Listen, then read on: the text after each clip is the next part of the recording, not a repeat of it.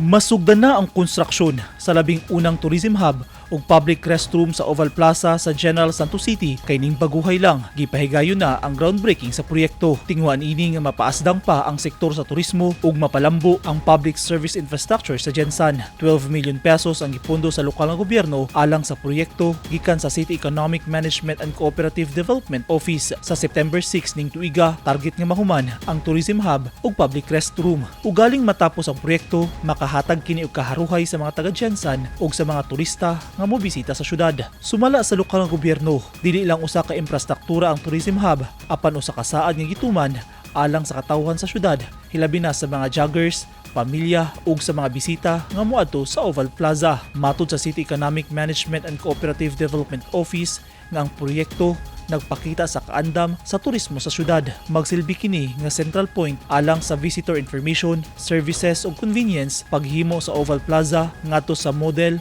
sa integrated tourism development sa Suksurgen. Eugene Hinutan, Newsline Philippines. Stay safe.